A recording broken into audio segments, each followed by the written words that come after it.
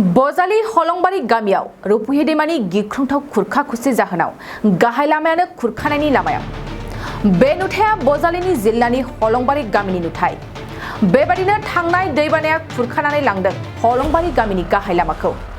हलंबारिनिफ्राय सेंग्लिमारिसिम थांनाय गाहाय लामाया दायो खुरखानायनि लामायाव। दैमा सेरनि गोबां सुबुङा गावनि न', धोन सम्पति खोमानानै लानो गोनां जादों। जोबोद खस्थ'नि गेजेरजों जिउ खांबोगासिनो गामियारि रायजोफ्रा। खोमा मेगन गैया रावबो पाब्लिकनि थान्दै। लोगोसे दुमार फोथाराव गाव पन्चायतनि आफादगिरिया लामाखौ बानायनानै होगोन होननानै बुंदोंमोनब्लाबो दिनैसिमबो जेबो खौरां लायाखैसै बियो रायजोनि बिबुंथि। आरो गामियारि रायजोफ्रा भबानिपुर समष्टिनि एमएलए पनिधर तालुकदारखौ लामा फाहामनायनि थाखाय खावलायदों आरो सरकारखौ जिअ' बेग होनानै लामा खुरखानायखौ होबथानानै फाहामनो थाखाय खावलायदों। বানপানী আহি ৰাস্তা ঘাট এখন নাই, স্কুলৰ মানুহ চলিবিলাক ল'ৰাবিলাক যাব নোৱাৰে, ছোৱালীবিলাক আহিব নোৱাৰে। ৰাস্তা ঘাটটো আপোনালোকে চাই আছে।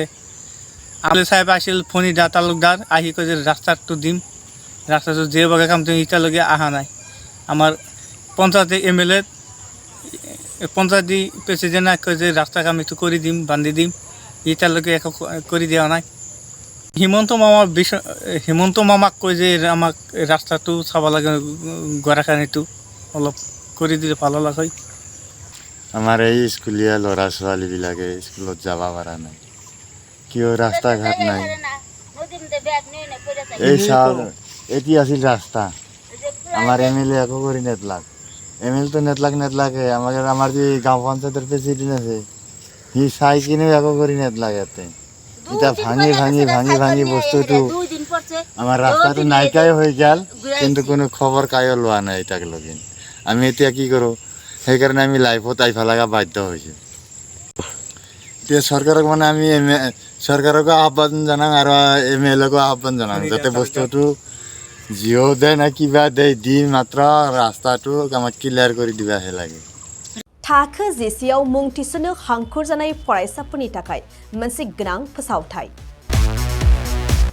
रौता नर्थ इस्ट पाब्लिक फरायसालिया नोंथांमोननो मोनसे गोजोनथाव खौरां लाबोदों।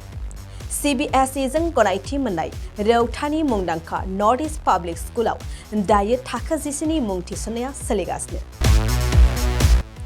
साइन्स आरो आर्ट्स मोन्नैबो स्ट्रिमनि थाखाय रौतानि नर्थ इस्ट पाब्लिक स्कुलाव मुं थिसननाया सोलिगासिनो।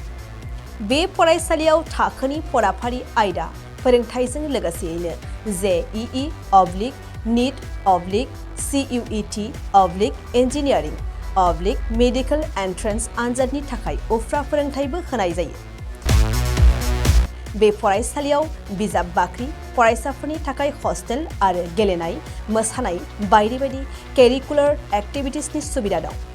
गोसो गुदुं फरायसाफोरा दिनैनो दानो नैबे मबाइल नम्बर 8638605769 नङाब्ला 9435184298 आव थोंजों सोलाद लानो हागोन।